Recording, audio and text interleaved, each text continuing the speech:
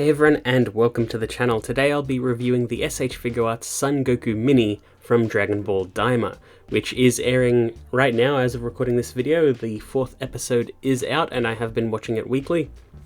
So far so good. I am interested to see where we go from here, and it is very cool to have merch from the series this fast, especially in S.H.Figuarts, and having Vegeta this month of November and Piccolo in December. It is very cool that we will be getting a bunch of figures very early on, and posable ones at that.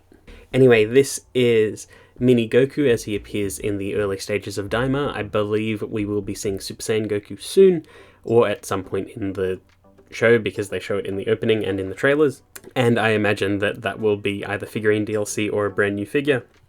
I can see it coming, and I don't think anyone will be surprised by the fact, but we'll see how we go from here. And my initial impressions of this figure from all the promotional stuff was that I thought it would be a retool of the GT Goku, which is part of the reason why they were doing GT Goku, to sort of test out how a miniature S.H.Figuarts would work. But it's actually not. It's a brand new sculpt, and while it borrows a lot of the concepts from the GT Goku, it is a new figure. And this seems like it'll be the Kid Goku body going forward that we may or may not see for, like, say, a Kid Trunks or a Goten, or even a Gotenks, so it will be interesting to see because this is a pretty good figure. So taken out of the box, here is what Daima Goku comes with, and so we've got the figure itself, and he's already holding a power pole in a pose. I do kind of like that. And he has 4 faces, an alternate hair sculpt, an alternate skirt piece, which is attached at the bottom of his gi, and it works similarly to the GT Goku, because the actual figurine has fairly limited articulation in the legs, and you need to swap out those parts to get that working. He also comes with the power pole sheathed in its little container, and you can remove the little power pole nub from it, so you can have him in poses with the power pole out. So it's a pretty good loadout for a fairly inexpensive figure and an introduction to the line. It also explains why the figure box is as large as it is, because this is a standard S.H.Figuarts figure box, whereas like GT Goku and a lot of the other smaller character figures have much slimmer boxes, but this one is very standard, so it's kind of cool. Anyway, here is Goku out of the box and in his pose that he came in out of the box, and he looks pretty good. I really like the vibrant colors and the colorful and bright-eyed design of Kid Goku, and it feels like Daima is just recapturing that old style of Dragon Ball. I didn't watch a lot of the original Dragon Ball, but I watched enough to sort of get a feel for it. I do really want to watch it all again someday. I've been putting it off, but I think Daima is sort of reigniting my passion for that sort of like fun grand adventure sort of thing that the original Dragon Ball was. But the figure all looks really good. It is what we expect from Tamashii Nations at this point. A lot of bare unpainted plastic, but the colors itself that it's molded in are very vibrant. All of the paint detail that is there is very good, and all of the color separation is very nice and clean.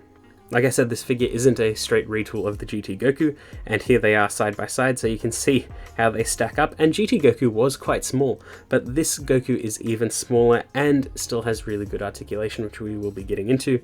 I thought we might be limited in a sort of style like the Anya figures, because that was a very small figure that was very limited, but this is not really at that same level. And it shows how like a year to 2 years can really change engineering, and the team have really done well. And here's Goku next to the original Kid Goku mold, which at this point is pretty outdated. This is the Innocent Challenger version, which is the Tamashii Nation store exclusive from last year, and it is meant to be original Dragon Ball Goku, and you can see that the proportions just don't really work anymore, and the height is just all over the place. And here is one more short king, which is the Marvel Legends Wolverine. So you can see how they all stack up together and how he'd stack with a standard action figure.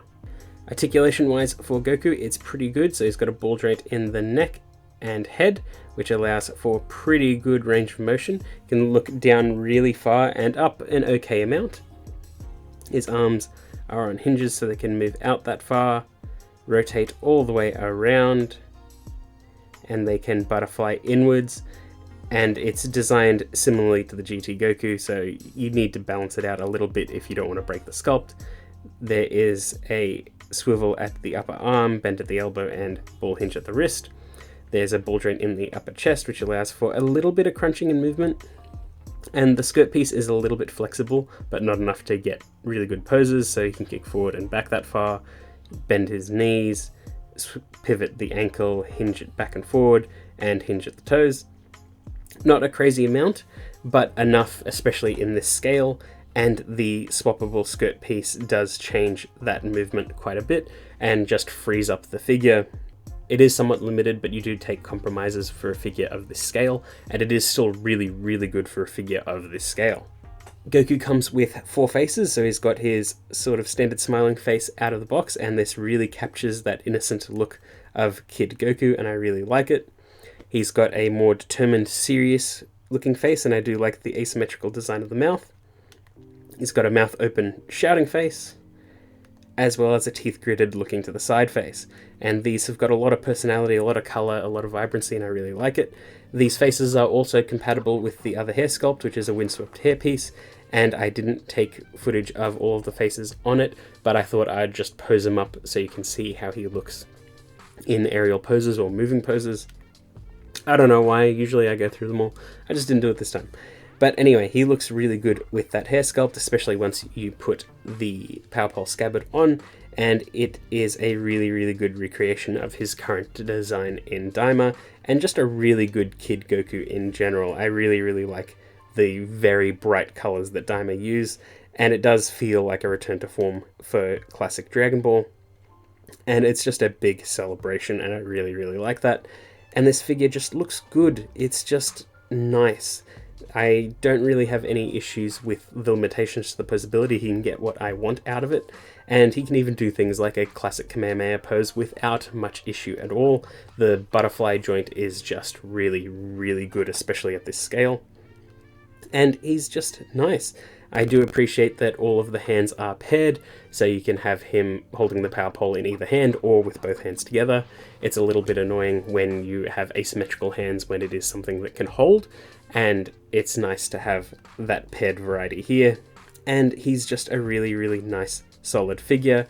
Like I said at the start of the video, I do imagine we will be getting a Super Saiyan Goku head sculpt, or even just an entirely separate figure at some point. Hopefully the accessories will be worth it. I can see them doing Super Saiyan with the Kamehameha effect part, but we shall see what happens.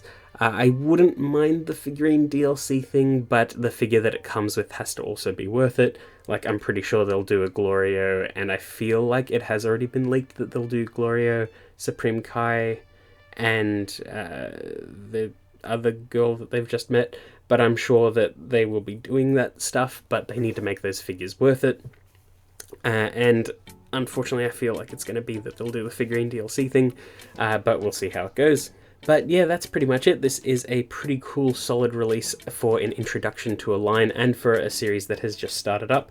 Again, as of recording, it is only up to episode 4, so we've only seen a couple of fights with Kid Goku, but I think it's enough to get a good feel of the character, and we already know Goku in general, and this just works as a nice Kid Goku figure.